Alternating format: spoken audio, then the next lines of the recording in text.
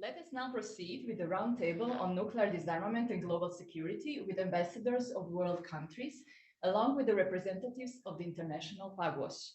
The panel with the aim to explore the current state of play on nuclear disarmament initiatives, the positions of world and European states on disarmament and the use of nuclear energy, as well as other issues and threats to global security, peacekeeping missions, joint cooperation, and responsible politics.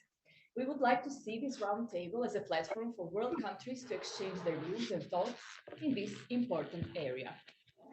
We are very pleased to have the following speakers on our roundtable. Mr. Paolo Cottera Musino, Secretary General of the Global Published Conferences on Science and World Affairs, the Ambassador of Japan, Her Excellency Ms. Misako Kaji, the Ambassador of the Republic of Kazakhstan, His Excellency Mr. Tolezan Barlibayev, the Ambassador of the Kingdom of the Netherlands, Mr. Henk Voskamp, and the Ambassador of Switzerland, Her Excellency Ms. Emilia Georgieva. What is the current situation in the world regarding nuclear disarmament and the proliferation of nuclear weapons? What are the key security threats of the modern world and the activities of PAGOS in this regard? We will ask our first speaker, Mr. Paolo Cottera Musino, Secretary General of the PAGOS Conferences on Science and World Affairs and Fellow of the World Academy of Art and Science, as well as leading force in promoting the involvement of scientists in arms control and disarmament. Mr. Cottera Musino, the floor is yours. Thank you very much. Are you hearing me fine? Yes, we hear you very much. Good. I try to be very synthetic. Nuclear weapons. What is the progress we made into the elimination of nuclear weapons, and what are the problems that we have now? First of all, let's take a quick view of the progress we made on nuclear weapons. First of all, I already mentioned in the beginning of this seminar the decrease of the number of nuclear weapons, which is very important. From the 70,000 or the order of 70,000 worldwide, we are now to 13,000, 14,000, which is still a lot, but there is a big change. Second point, the NPT essentially holds. We have only North Korea, which became a nuclear weapon state recently, meaning the last 20 years. But altogether, the NPT holds. The other point, the positive point, is that we have a new treaty, which is the NPT treaty, sorry, the TPNW treaty, which is Treaty for the Prohibition of Nuclear Weapons, which is not, which is entering into force recently, and it's in fact is an important treaty which is forbidding all sorts of nuclear weapons, including something which is very important for the European example. In the Treaty for the Prohibition of Nuclear Weapons, it's forbidden to host nuclear weapons from other countries. Positive things are the fact that we have still the International Agency for the Atomic Energy. We have the Organization for the Prohibition of Nuclear Tests. We have the Organization for the Prohibition of Chemical Weapons, and so on. So we have these institutions, international institutions, which are working and working fine. We have also some general discussion about no first use, which is also important. But altogether, if you look at the period after Hiroshima and Nagasaki, we have seen that there is a general consciousness that the nuclear weapons are not an instrument for solving conflict problem, up to now. Right? We have to see that the situation, as far as conflict are concerned, is in a, I would say, in a moving environment. What is the negative situation in terms of nuclear weapons? We have the elimination of important treaties, essentially due to the unilateral initiative of the United States, which is the elimination of the IVN Treaty, which forbids treaty again to protect against the attack of nuclear missiles, which was in 2003. Then we have the elimination of the treaty that prohibits International Nuclear Forces, INF, which was done by President Trump, and so on. Then another point which is of concern, and that's something which has been discussed before, is the new technology which can have the problem of nuclear weapons more complicated. We have all the field of cyber technologies, internet, the artificial intelligence, and so on. And that's something that it should be. It's dangerous in terms of keeping control of existing nuclear weapons, and there is not enough international discussion and cooperation on limiting this technology in order to avoid a situation which can run out of hands. Then what is something which is the main topic which I would like to talk now is the relation between conflicts and nuclear risks. We had go back to for a moment to the Cuban Missile Crisis. You see, you had at that point an antagonism between Russia and the United States, and there was a period of time where we were closer to a nuclear war due to as a consequence of antagonism.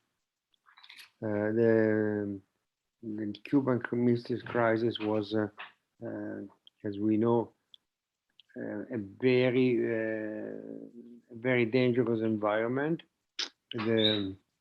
We have been saved by a nuclear war by very little narrow in time and narrow margin.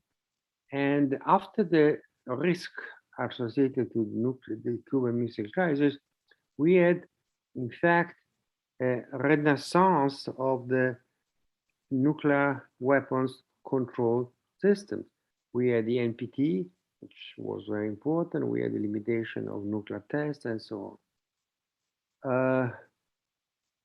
So we had at that time a correlation between nuclear risks and, in fact, initiatives that were taken in order to eliminate these nuclear risks. Are in the same situation now? We have to see. On one side, we see that there are conflicts going on and antagonisms going on, and they involve times Russia and China, as I was saying before, and the United States. But then we have conflicts in South Asia, conflict where there are two nuclear powers, India and Pakistan. The conflict in the Middle East, where we have nuclear weapons in Israel, but also the problem of Iran and the relation with the region, the elimination of the treaty, which limits the nuclear activities of Iran and puts serious limits to many things, including the maximum enrichment which should be allowed. And now all of this has been dismantled, and there is an attempt to reconstruct the situation which was defined by the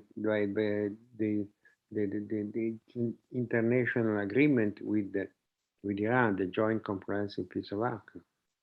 But these attempts are just in the middle of being developed, and I am not sure that they are going to have soon a positive solution. We have new conflicts which have been come up now, and the ambassador of Kazakhstan can, in fact, talk a little bit about how the region has been affected by different conflicts, including Armenia, including the situation where in Afghanistan. Where Afghanistan is a typical example in which, in fact, altogether NATO and the West, and before them Russia, have been attempted to solve the problem and in fact create a situation worse. I want you to reflect about Afghanistan. Afghanistan is a country where the West altogether invested something on the order of $3 trillion. With these $3 trillion, they could have taken Afghanistan from the situation where it was and transformed it into the Switzerland of Central Asia. And not. Now the situation in Afghanistan is a total disaster. And not just by the return of the Taliban. The Taliban were, in fact, not a monolith. They are not a monolith. I mean, I had several, Pagwash had several conversations with part of the Taliban, and we have tried to promote dialogue. But now the situation collapsed. And I would like, in fact, the, um, the colleague which was speaking before, and they was saying, well, Croatia should join NATO. Hold on. NATO has been unable to, in fact, deal with many problems. Afghanistan is a big example. I doubt that NATO can have the capability of holding the situation in the region around Croatia. So I think that the best way to do that is to have bilateral and multilateral discussion between antagonistic countries. This is not happen. Did not happen in Afghanistan. Did not happen. Is not happening in Central Europe. Think about Belarus and Poland, and probably is not going to happen in Southern Europe. So I think that the really problem here is to have dialogue among antagonistic countries and try to prevent conflicts. Conflicts can become the starting point of nuclear use, and we want not this to happen. This is something very important. Up to now, nuclear use did not happen in conflicts after Hiroshima and Nagasaki. We want to preserve this environment. We want to preserve this lack of the use of nuclear weapons. And there is really no way alternative to a dialogue among the interested countries. Countries which are involved in conflicts or antagonists should find a way of getting together and putting the antagonists down and try to find solutions. There are antagonists which have, in fact, no sense. I was before referring to Armenia, Azerbaijan, and Turkey, and there is no need to have any antagonists there. Solution is making free movement across different boundaries and avoiding the uh, settling of rigid rules that in fact will make antagonism worse. Of course, this is easy to talk and difficult to handle and difficult to put in practice. But nevertheless, if countries like Croatia lives in an environment which has some sort of antagonism, there is no alternative way than to try to solve these antagonists and bring them down. And that's something you have to use to understand. And I am convinced that this kind of seminar would be very good in the future. And if we can repeat that all the time, many times, we have to, in fact, try to involve different countries in the region. People were referring to Montenegro, Northern Macedonia, Bosnia and Herzegovina, and so on, and try to reconstruct a dialogue in the region, which is important to prevent the growth of antagonism. Yes, the situation in South Asia and in Middle East and in Northeast Asia is worse than the situation in Southern Europe, but it's an example that we have to keep in mind. If we want to avoid a conflict between India and Pakistan, there is no other ways than dialogue and try to avoid that situation like the one in Kashmir will bring conflicts there and the use of nuclear weapons.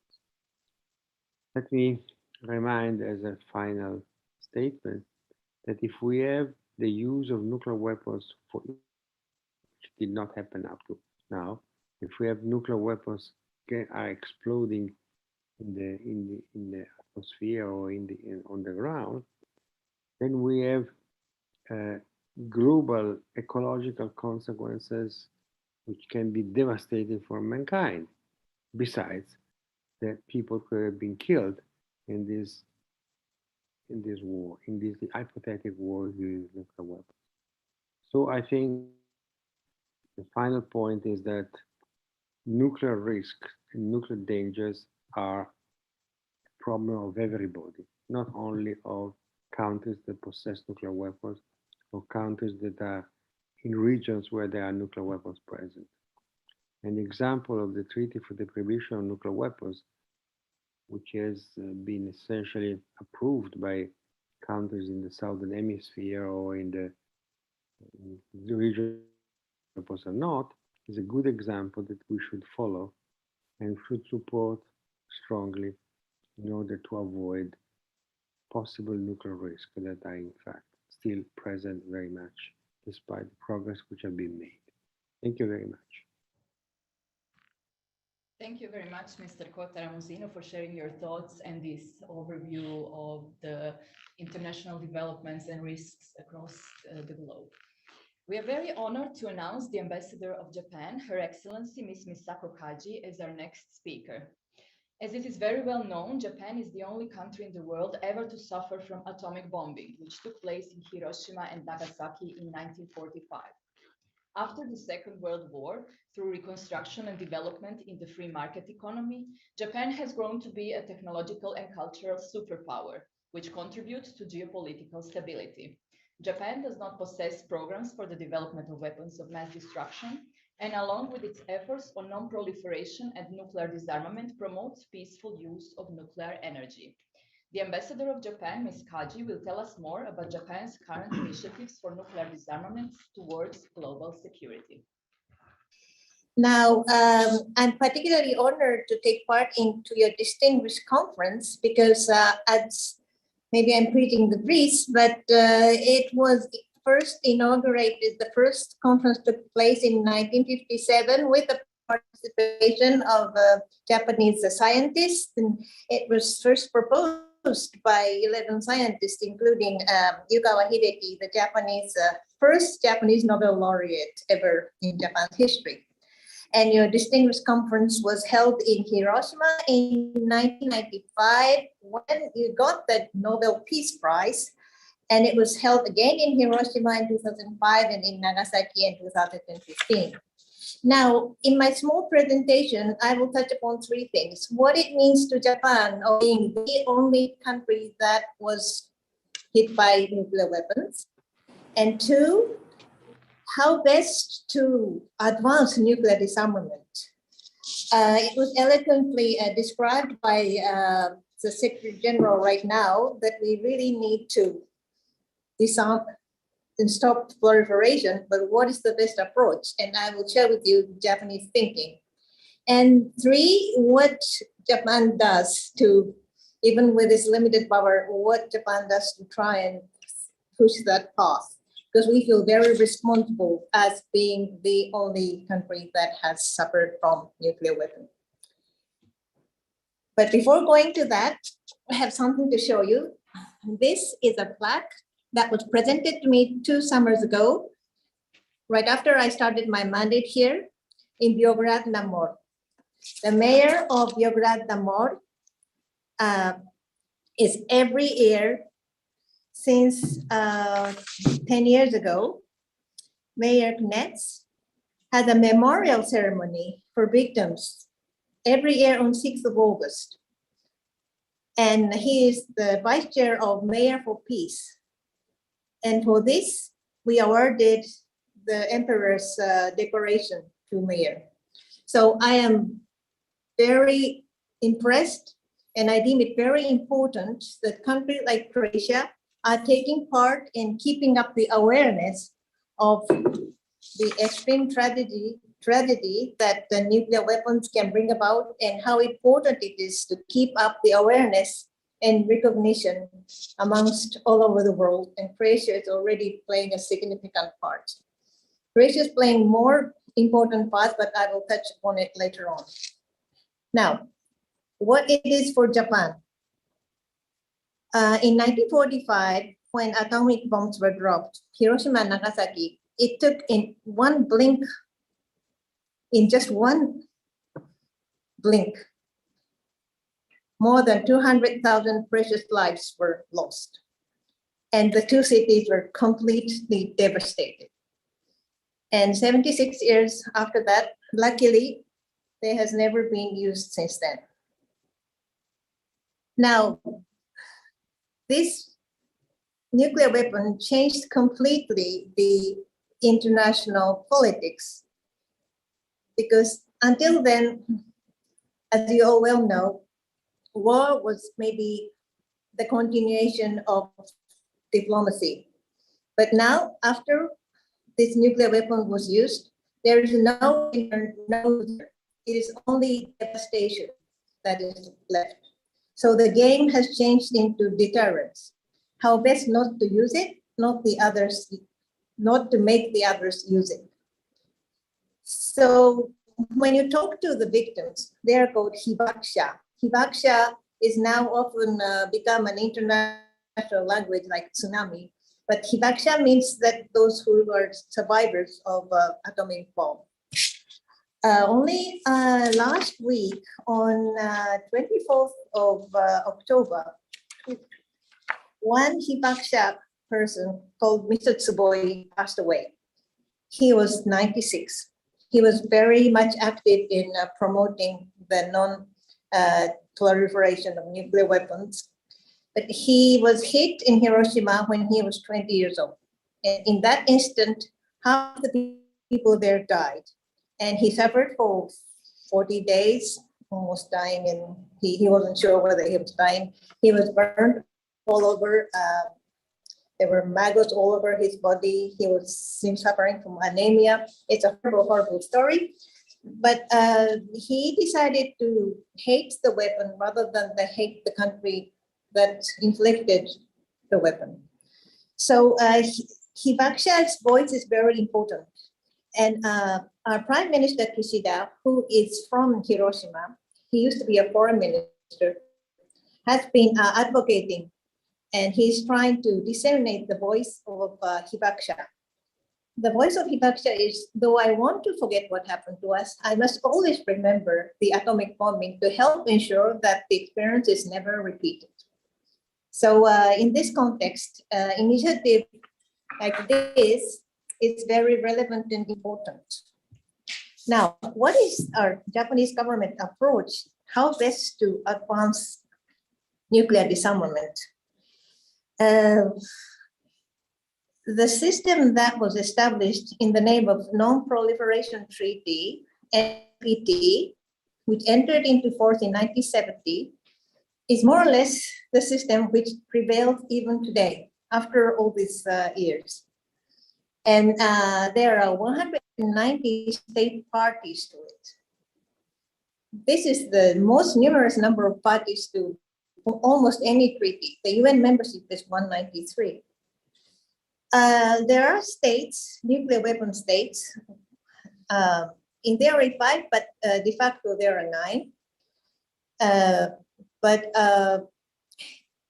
it is a very different sort of a treaty, because normally the sovereign states are on equal footing. Maybe I'm preaching the priest, but just to remind everybody that this is to clearly distinguish the nuclear weapon state and the non-nuclear weapon states.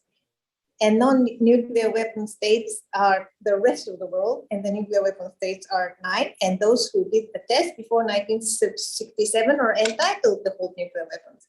But there's what they call a grand bargain, and those who have should be monitored and should try and make effort to disarmament and reduce it. But those who don't should refrain from developing any bombs and any weapons, but go to a peaceful use of nuclear energy. another salient feature of nuclear weapons is that it is dual use. It can be used for weapons, but it can also be used for peaceful use. Now, IAEA not only has the safeguard policy to make sure that the nuclear materials are used for peaceful purposes, and it is very effective. It can be used for medical or agriculture or the clearance of sea, and so the various uses, peaceful uses of nuclear energy, and that is promoted by IAEA, and which was also referred by my esteemed colleague of Kazakhstan, and Japan is really supporting along that line. And the third is, of course, the disarmament by the countries of non-nuclear weapons and the nuclear weapons. Now, what the Japanese approach is the following thinking. It is composed of two things. There are two wheels rotated. Two wheels have to be rotating to achieve a secure world where without nuclear weapons. So the ultimate goal is, as the Hibakusha was saying, to achieve a world without nuclear weapons. But our thinking is that two wheels are needed. One wheel is to herald the philosophy of a world without nuclear weapons and sharing a global norm of inhumanity of nuclear weapons widely throughout the international community, just like this initiative. And the another wheel, which we believe is required, is to cope realistically and practically with the threats of nuclear weapons that currently exist, and to work to minimize those threats. So what we do, we have been proposing in the United Nations resolutions to engage the rest of the world or the whole of the international community along this line. So the Treaty of the NPT, non-proliferation of nuclear weapons, we believe is the cornerstone of international nuclear disarmament and non-proliferation regime. Last week, on the United Nations General Assembly First Committee on the 27th of October, a resolution was adopted, and it was supported by 152 states, including Kazakhstan, Switzerland, Croatia, Netherlands, US, UK, France. And those countries, 152, 57 were even co-sponsors: Croatia, Netherlands, US, UK, France. And only four countries were against: Russia, China, North Korea, and Syria. And those countries who abstained were India, Pakistan, Israel, altogether 30. These three countries are out of the NPT regime, but still holding nuclear weapons. This resolution will be finally again adopted in the General Assembly plenary early December. But the content of this resolution is basically trying to remind the world that everybody has to be engaged, just as our Secretary General, Mr. Paolo Lakota Damusino, just expressed that it is not only the matter of states that possess nuclear weapons or the neighboring states, but it is the matter of the entire world. So the resolution states, for instance, that it welcomes the START extension by Russia and US, but also it is confirming the ultimate goal is to eliminate nuclear weapons. And then it's calling upon states to take concrete measures and secure transparency, reduce risks that can be caused. Detonation can be caused out of miscalculation and misunderstanding, so to reduce those costs, and work towards fossil material production to be banned, and CTBT, of course, full verification, and have more dialogue and strengthen safeguard regime. All these issues are depicted in the resolution, and they have been adopted and agreed by such huge margin of majority. Now, I will stop by just touching upon one factor that was also embedded in this resolution, is the importance of education. The resolution is calling upon youth and political leaders to listen to the voices of Hibakusha, and they're encouraged to visit Hiroshima and Nagasaki. So I am very grateful for giving me the opportunity to have exchange in this very renowned, distinguished Pagwash conference, because it is an important part of sharing the view towards how to ultimately eliminate nuclear weapons and how best to disseminate the idea through to the young people, to the political leaders, to be aware and work towards our common goal. Thank you very much. To the Ambassador of Japan, Ms. Kaji. So we are very glad to welcome the Ambassador of the Republic of Kazakhstan, His Excellency Mr. Tolezan Barlibayev, as our next speaker. As we know, the Republic of Kazakhstan is widely considered a strong supporter of the global process of non-proliferation of nuclear and all weapons of mass destruction. The country consolidated its position as the first nation in the history of mankind to voluntarily abandon the largest arsenal of nuclear weapons in the early 90s, and has become a pioneer of international non-proliferation and disarmament diplomacy. The Ambassador of the Republic of Kazakhstan, Mr. Barlibayev, will tell us more about the current use of nuclear energy in this largest economy in Central Asia and other developments regarding peacekeeping activities in the region. Mr. Barlibayev, please. Thank you very much. Are you hear me? Yes, we hear you. Oh, thanks, Olga. Distinguished participants, ladies and gentlemen, it's a great pleasure for me to address such a distinguished audience. Today, important aspects of nuclear disarmament and global security are being discussed, and I'm sure that our exchange will lead to valuable insights for foreign policy makers, decision makers, and practitioners. I would like to thank the Croatian Pagwash Association for providing us with this opportunity and convening this important meeting. Dear colleagues, today the threat of nuclear weapons is as realistic as ever. The ongoing acceleration of nuclear programs in some countries, combined with persistent terrorist menace, increase the risk of doomsday weapons. I fully agree with Mr. General Secretary Kotor Muzinov that situation in Afghanistan is concerning, and Kazakhstan is closely following the development of situation in Afghanistan, which is going through another decisive moment in its history. We strongly believe that the future stability of Afghanistan depends on its economic development, and the ability of its government depends on the ability to resolve promptly of the problem of pending economic collapse. The coronavirus pandemic has accelerated deep crisis in the system of international relations. We all witness the trends of growing competition of world centers of power, destabilization of the world economy, and the lack of trust in international relations, as well as inefficiency of global governance institution. Speaking at the 75th anniversary of United Nations in the fall of last year, President Tokayev made an important observation. In the shadow of the pandemic, two more serious challenges are approaching us. One of them, the crisis of nuclear non-proliferation and disarmament. The lack of trust between countries is extremely toxic. We all need to think about the consistent strengthening of multilateral institutions.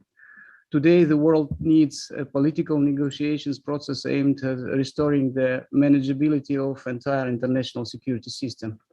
Achieving a nuclear weapon-free world remains a policy priority of my government.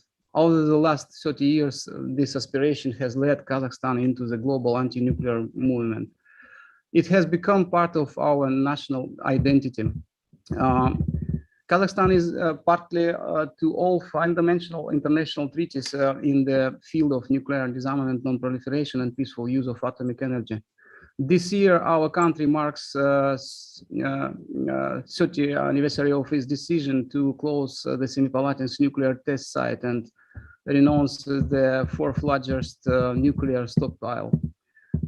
It is an important date, not only in the history of our country, but for the entire global anti-nuclear movement.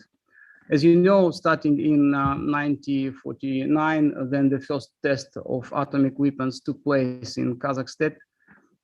For over 4 decades, Soviet authorities conducted more than 468 nuclear tests at the Semipalatinsk site. Their total power between 1949 and 1963 was 2,500 times higher than the power of atomic bomb dropped on Hiroshima. You can imagine the scale of that radiation. More than 1.3 million people in Kazakhstan were exposed to radioactive fallout during these atmospheric and underground tests.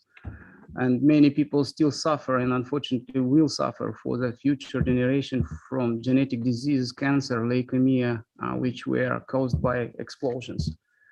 Kazakh people particularly appreciate the contribution of Japan and European Union countries to the comment and restore the ecological balance in the territory of the former test site.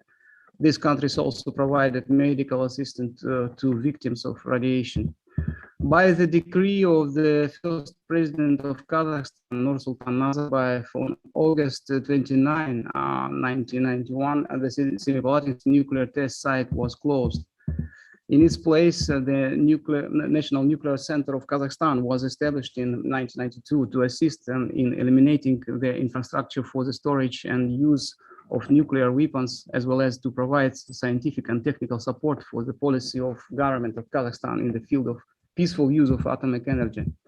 But Kazakhstan not only closed this test site, it went further and deliberately renounced the decommission and its nuclear arsenal. It's about 1,500 nuclear warheads. That potential was bigger at the time that nuclear forces of France, Britain, and China combined. In December 1993, my country became a party of the Treaty on Non-Proliferation of Nuclear Weapons and shortly thereafter a member of International Atomic Energy Agency. Kazakhstan was among the first to sign the Comprehensive Nuclear Test Ban Treaty in 1996 and subsequently ratified it in 2001. Together with our neighbors, we created a new nuclear weapon-free zone in Central Asia, and the treaty was signed in 2006 in Semipalatinsk. It was subsequently ratified by all 5 Central Asian states and entered into force in 2009. Kazakhstan has achieved progress on launching similar nuclear weapons-free zone, including in the Middle East. It was Kazakhstan that in 2009 suggested to General Assembly of United Nations to declare August 29, when a decree on the closure of Semipalatinsk test site was signed, as an International Day Against Nuclear Tests. In December 2015, UN General Secretary adopted Universal Declaration for Achievement of Nuclear Weapon-Free World, put forward by Kazakhstan and so conscribed by 35 countries. This is a key document that calls for total elimination of nuclear weapons as the only absolute guarantee that it will be never used as a threat in international relations. Kazakhstan is known for launching in 2012 the ATOM. It is abbreviation of Abolish Testing Point Our Mission project, an international campaign seeking to mobilize global public opinion against nuclear weapons testing and nuclear weapons. Ladies and gentlemen, we all agree that nuclear disarmament and the abolition of nuclear testing are essential precondition for global security, and our country has been staunch promoter of non-proliferation. For instance, it played an important role in conclusion of the Iranian nuclear deal by hosting 2 rounds of negotiations between Iran and the P5+1 in 2013. At the UN General Assembly in 2005, for centering the United Nations to develop a 2035 global strategic initiative plan to rid the world of nuclear weapons. In that year, Kazakhstan signed an agreement with National Atomic Energy Agency to establish a law to provide the world with nuclear fuel used for peaceful purposes. In 2016, the Kazakh capital hosted an international conference building a world without nuclear weapons dedicated to the 21st anniversary of the closure of a semi-nuclear test site. As part of the 5th Astana Club meeting, we created a new unique international platform, the Global Alliance of Leaders for Nuclear Security and the World Free of Nuclear Weapons. Current President of Kazakhstan, Kassym-Jomart Tokayev, continues the anti-nuclear position of Kazakhstan foreign policy. He called on the global community to support the provision of Universal Declaration on building a world free of nuclear weapons, stressing that it's a roadmap to a safer future.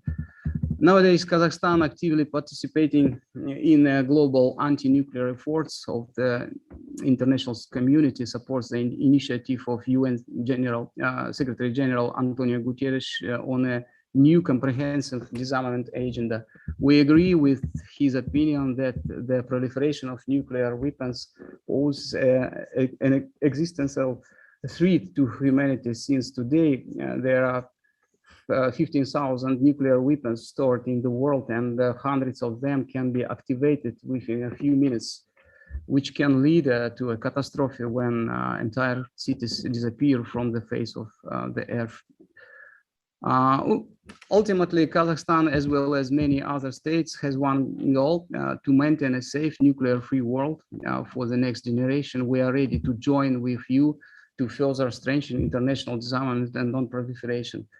Now, with that, let me conclude by expressing my gratitude to the organizers of this conference for their work, further promoting a world without nuclear arms and laying a platform to exchange views and thoughts in this area, and for giving me the chance to address this respectable audience.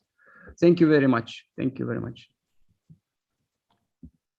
So Thank you very just much. say one word, which is Kazakhstan is the country that possesses most uranium in the world. So the attitude of the government of Kazakhstan is important even more for that reason, since they are promoting a world without nuclear weapons, but still they have a lot of uranium. So it's very important that the Republic of Kazakhstan will take the lead in this anti-nuclear, in the sense of anti-military nuclear initiative. Thank you very much. Yes. Yes. Thank you very much. Thank you very much for your comment. We will now proceed with our next speaker, if that's okay. Then later we can comment and share our thoughts in the discussion. Okay. Yes. Thank Our you very next much. speaker is the Ambassador of the Kingdom of Netherlands, His Excellency Mr. Henk Voskamp, who has spent most of his career on European affairs, but started off as the first Dutch participant in the UN Disarmament and Fellowship Program in 1987, the year that saw the breakthrough in both the negotiations of the Chemical Weapons Treaty and the INF Treaty. His first job was in the area of nuclear disarmament and non-proliferation. The Netherlands, as a country, for geographical and economic reasons, has long held a foreign policy based on neutrality and the rule of international law. The country has been active in strengthening both the rule of law, The Hague is called the capital of justice, as well as disarmament. The Netherlands was among the first countries to join NATO, but has never given up its fundamental objectives. The ambassador, Mr. Voskamp, will speak about the current plans of the Netherlands regarding the use of nuclear energy and its further contribution to European and global security. Thank you very much. Can everybody hear me? Yes. Yes, we hear. Okay, thank you. First of all, I would like to ask you to imagine a map of Northwestern Europe and look at the geographical position of the Netherlands. We have France to our south, Germany to our east, and England to our west. This is important because you have to realize that for maybe 10 centuries already, the Netherlands has been a trading country. We have been doing international business for centuries, and this globalization or internationalization is at the core of our economy. Think of companies like Unilever or Royal Dutch Shell that have partly Dutch roots, but they're globally operating international corporations. So historically, being traders, often at sea, we required international agreements to make the prospects for our traders more safe. It is therefore no surprise that a Dutch lawyer, Hugo Grotius, in the 16th and early 17th century was the first to develop the principles of the freedom of the seas, but also the foundations of what we now call international law. Due to its neutrality and the quality of its lawyers specialized in international law, the Netherlands attracted international attention when the institutions in this area were developing in the 19th century. The Hague, the seat of the Dutch government, is also the seat of the Permanent Court of Arbitration and the International Court of Justice, to name but two. And a landmark in that city is the Peace Palace. Ever since disarmament became an important topic of discussion in the international community, the Netherlands has been an active partner. Our foreign ministry got its first state secretary for disarmament affairs in 1973. We have over the years proposed many initiatives focusing on predictability, transparency, and mechanisms for fact-finding, all in order to contribute to risk reduction. Although a convinced member of NATO and committed to a strong transatlantic partnership, the Netherlands government, supported by its parliament, upholds the ultimate objective of a nuclear weapons-free world. We are not naive, however. We recognize new geopolitical realities, and we cannot afford to be naive in a world where all kinds of weapons proliferation are more rule than exception. A world with new challenges like cyber and artificial intelligence, and a diversification of threats to our own and our collective security. Also a world where existing mechanisms and institutions are under pressure. It is against this background that the Netherlands government has proposed a Nuclear Brundtland Commission, a multilateral body respected by all parties that can address issues of concern for us all. Also, the Netherlands, in the context of the Non-Proliferation Treaty, is for the year 2021-2022 the coordinator to strengthen the NPDI, the Non-Proliferation and Disarmament Initiative. As a matter of principle, the Netherlands wants to strengthen the international rules-based order and its multilateral institutions, to uphold the transatlantic partnership as a cornerstone for our security, and to develop the foreign policy capacity of the European Union. PESCO is a start, but it is only a start.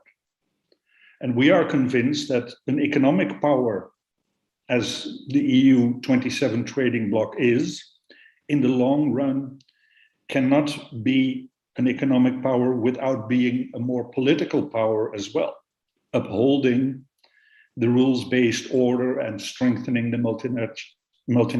multilateral institutions.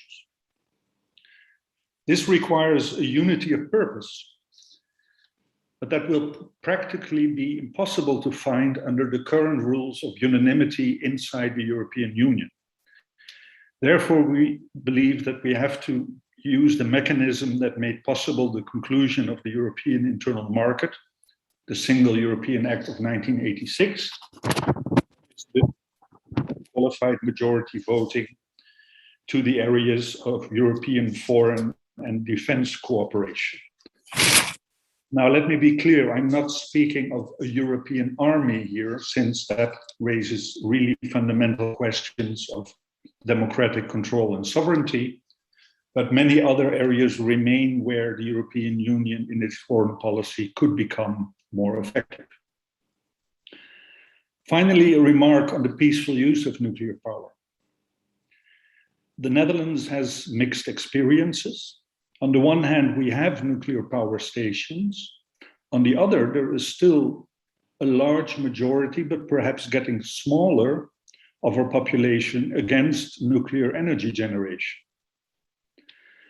But the current climate debate in a country where already 2/3 of its inhabitants is living below the current sea level is making people think of the options of a possible future of a carbon dioxide-free world assisted by the use of nuclear energy. And currently, as we speak, coalition negotiations are underway in the Netherlands to form a new government. And just this morning, it was in the Dutch media reported that the option of extending and enhancing nuclear energy generation with a view to its climate or its limited climate effects is being discussed among the coalition or potential coalition parties in our country. Thank you for your attention and thank you for hosting this event. We are also very pleased to welcome the Ambassador of Switzerland, Her Excellency Ms. Emilia Georgieva, as our next speaker. Switzerland is very well known for its humanitarian tradition, military neutrality, and experience and expertise in peace building and peace policies. It has a high degree of credibility and security and is constantly developing its mediation capacities. Switzerland has a wide range of instruments to promote peace and security. It is actively involved in crisis and conflict management and prevention, and is helping to develop and encourage the adherence to international codes of conduct and standards for the international community. The Ambassador Georgieva will share Switzerland's position on nuclear and general disarmament and Switzerland's recommendation for improving European and global security in this regard. Thank you very much. Can you hear me? Yes, we hear you. Yes. Good. Okay, thank you. I would like to start in thanking you for organizing today's conference, which is important and also very timely, given the fact that we should have in January the upcoming RevCon for the NPT. So thank you very much for doing it now. Yes, the Dutch ambassador mentioned geography, and this is what I would also like to start with. Switzerland is a small country, a very small country in the heart of Europe. And why do I say this? Because this actually shows that for our security, we are dependent on the international security and particularly on the security and stability in Europe. This is why we have been cooperating with all the international organizations that are working actively for this purpose. We are a member of the United Nations, of the OSCE, Council of Europe, and also, for instance, of the Partnership for Peace within the framework of NATO. As examples for our engagement, I would like to mention the Swiss diplomat Thomas Greminger, who has been the Secretary General of the OSCE until recently, and also to mention that we are for the first time now running for a non-permanent seat in the UN Security Council for the years 23-24. It's the first time for us, and we hope to make a significant contribution for peace in the world if we are elected, which we hope for.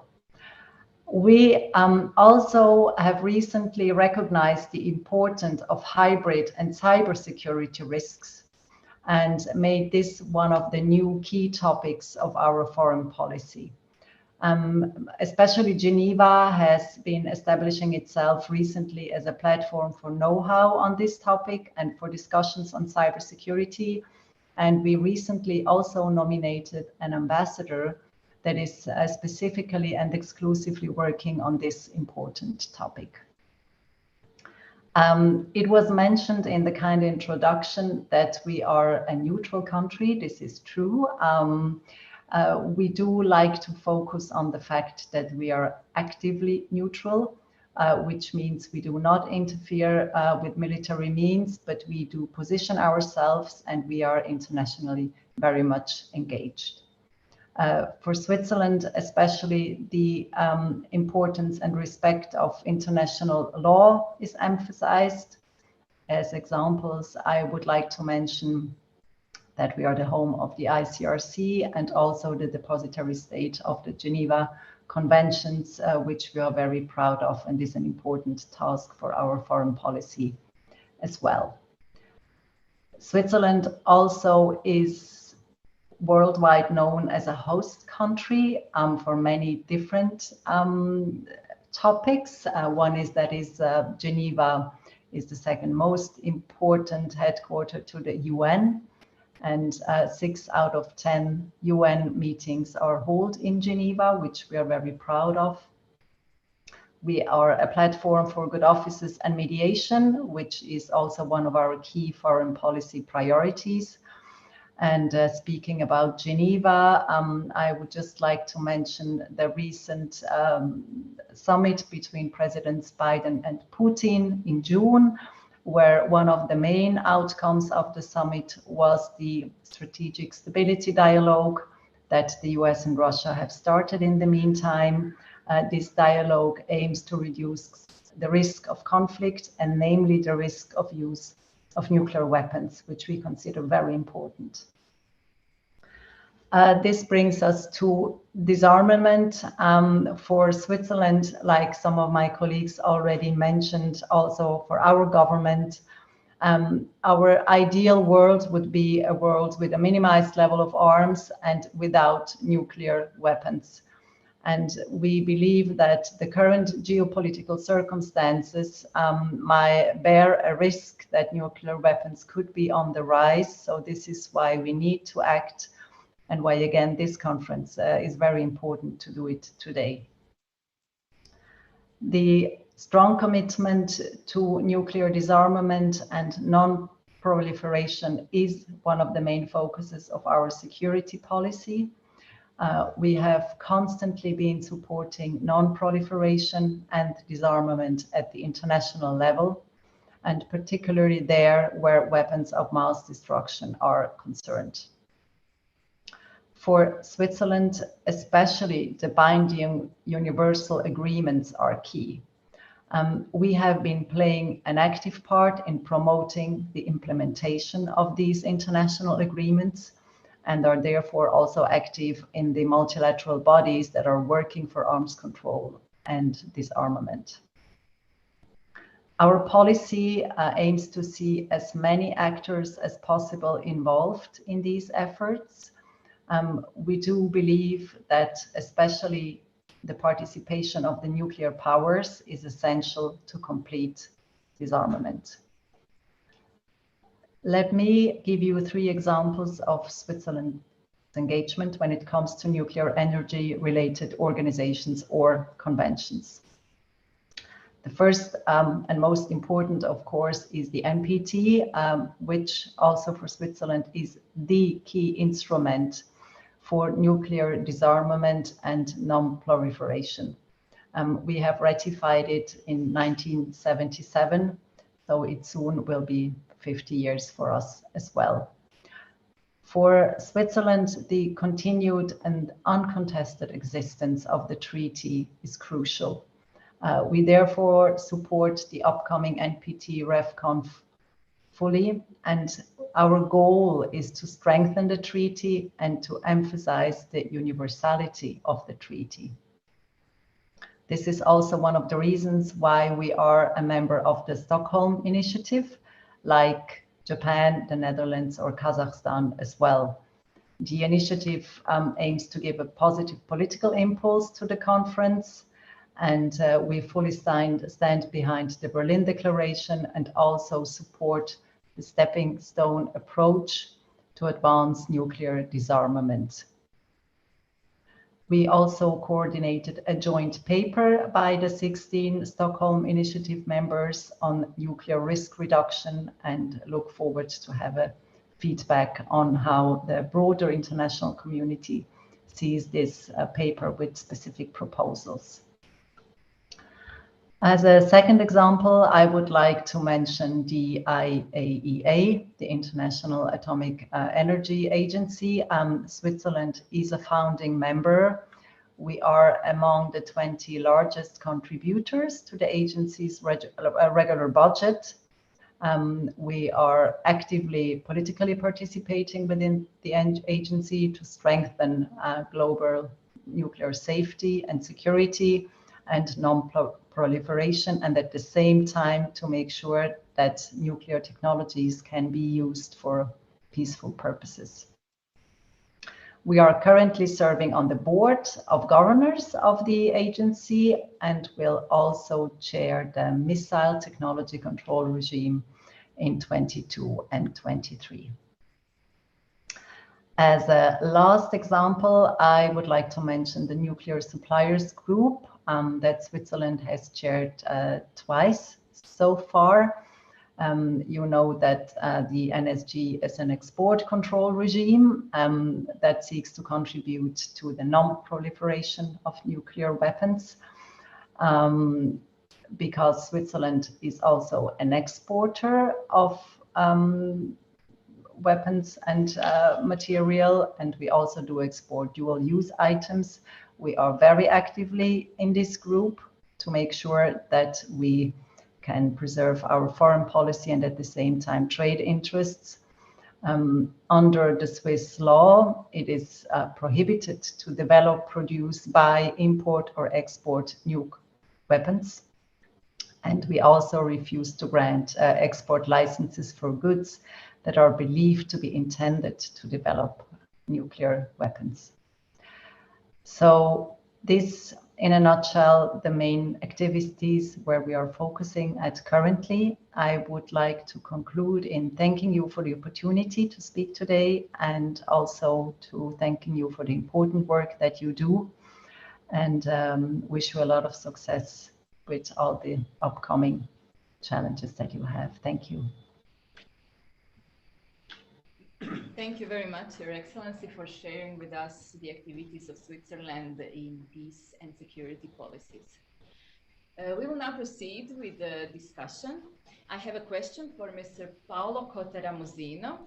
We mentioned before the funding and the financial logic of investing in the military technologies and infrastructure and products.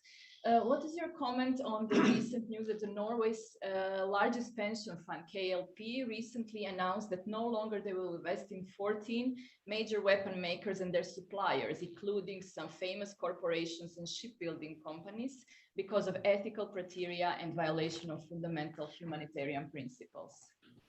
Can you repeat the question at the beginning? I mean, I understand. Can you repeat? Yes. Yes.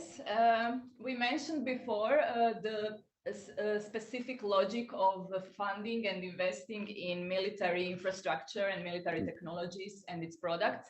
And I would like to hear your comment on the Norway's largest pension fund, KLP, that recently announced that no longer they will invest in 14 major weapon makers and their suppliers, which include some famous corporations and shipbuilding companies, because of ethical criteria and violation of fundamental humanitarian principles. Well, I think in general it's a very important initiative. There is no doubt about that. I think that we have to, in a sense, remember that there is a big distinction between conventional weapons and nuclear weapons. When you're talking about limiting the access of nuclear weapons, we're talking about a different category of limitation. Then, of course, we have to consider the problem of conventional weapons, which is a very serious one. And then I would say, well, these initiatives are a good one, but the problem is enormously more complex than that. We have lots of countries that are distributing weapons all over the world, including my own Italy.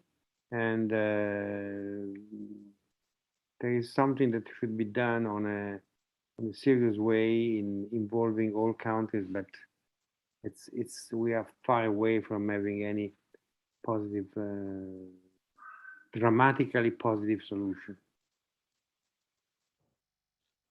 Thank you very much.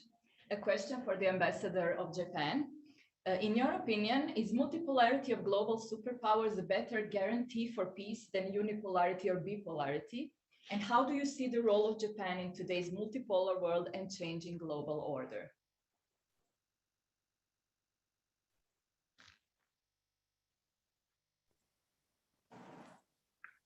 Thank you for your question. It's a good question, but a big and difficult one. But I think it's important to engage all members of the international community to sustain the global order. And what is important is what has been mentioned by my Dutch colleague and Swiss colleague, the importance of rule of law.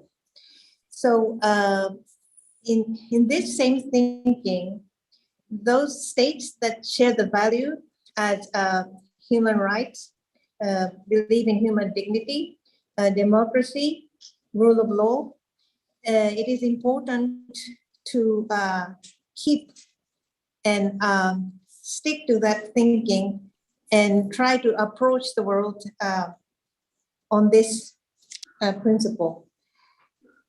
And based on that multipolar world, yes, we will still use those instruments such as the United Nations. Okay, General Assembly resolution may not have legal binding effect, but still it is important to engage and consult and share the understanding. So I still believe that the multipolar world needs like-minded states to effectively engage and work towards our common goal. Thank you very much. A question for the Ambassador of Kazakhstan. Kazakhstan is the leading global uranium producer, and in 2019, Kazakhstan produced 43% of the world's uranium. In 2020, 41%. Can you tell us more about the use of uranium and how is it ensured that it is used for industrial purposes only?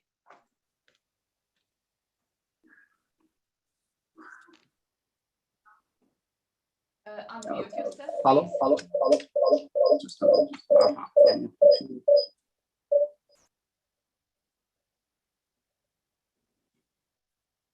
Hello, are you hearing me? Yes. Yes, we hear you. I would like to introduce my colleague, senior counselor of our embassy, Ms. Nara Durbaeva, who many years she worked in as a deputy head of Department of Multilateral Cooperation in our Ministry of Foreign Affairs. So she is a leading expert in this sphere. So I would like to hold her to our discussion, and I would like to give her a voice, please. Thank you, Mr. Ambassador, for giving me the floor. So I'd like to welcome all the participants of today's meeting and to say thanks to our organizing committee for this wonderful opportunity to speak to and to meet and discuss this current issue of this agenda. So thank you for the question, Anna. Yes, you're right. Kazakhstan has been an important source of uranium for more than 50 years. The country has the second largest reliably confirmed proven reserves of uranium in the world, and 6% of them are suitable for by the method of underground borehole leaching, which is the most environmentally friendly and the lowest cost method of uranium mining. So out of 56 explored deposits with balanced reserves of uranium, the right of subservience is granted for 14 deposits. The remaining 42 deposits are in reserve. we have national company, National Nuclear Center, and Kazatomprom National Atomic Company. The assets of the National Nuclear Company include the whole complex of enterprises involved in the production chain of the final product, from exploration, uranium mining, and production of nuclear fuel cycle products to science, social welfare, and training. The company has established partnerships with almost all the leading players in the uranium mining industry in the world. The main customers of the group are nuclear power generation operations, which operate in the markets of China, South and East Asia, North America, and Europe. In 2020, for example, Kazatomprom succeeded in implementing a range of important investment projects.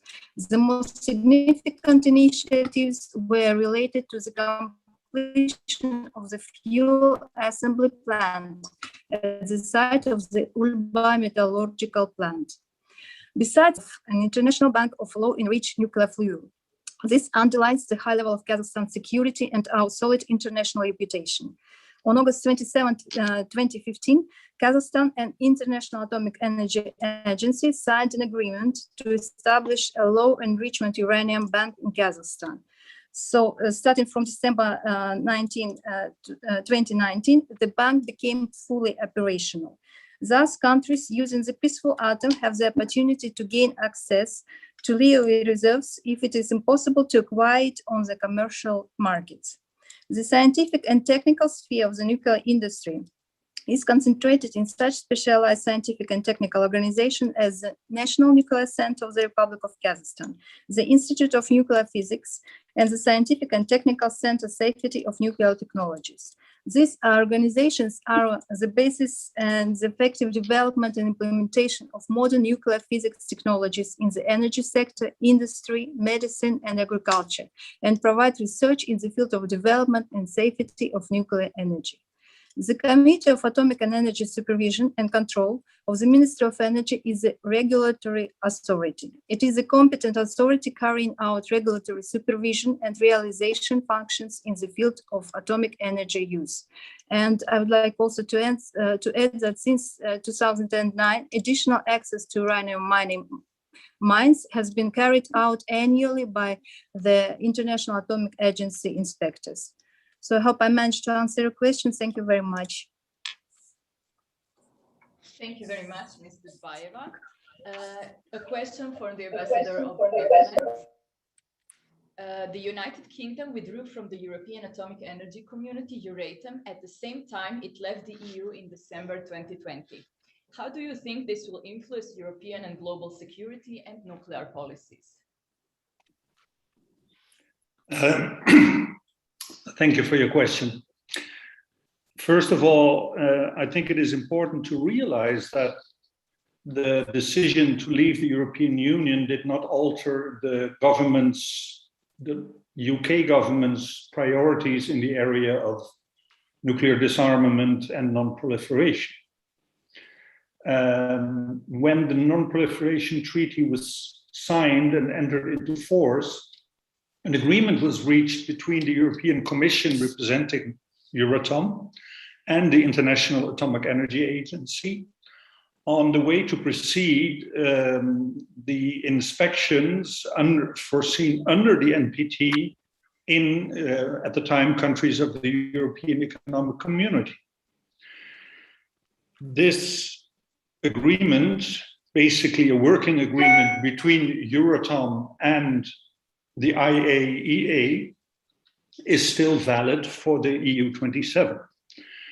For the United Kingdom, upon leaving the European Union, a replacement has been found, an agreement between the various institutions and the United Kingdom to regulate the free flow of nuclear materials within the area of the non-proliferation treaty, that is the peaceful use of nuclear fissile material, and at the same time to organize the way in which the International Atomic Energy Agency will be able to execute its legal tasks in the area of inspections and verification in the United Kingdom.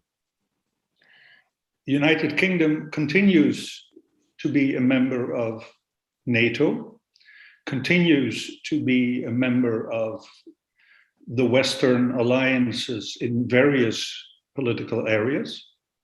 And I do not expect that there will be any negative implication or any negative effect of the decision to leave the European Union on the UK's policies in the area of non-proliferation and nuclear disarmament. It is just a matter of reorganizing inspection regimes, and that has been agreed upon and was one of the least contentious issues, if I may say so, in the process of realizing the Brexit. So I do not foresee any negative impact of the Brexit on the topic under discussion. Thank you. Thank you very much. And a question for the Ambassador of Switzerland. Clearly, the disarmament and the non-proliferation of nuclear weapons are important issues for Switzerland. But what is the position of Switzerland on peaceful uses of nuclear energy and its future?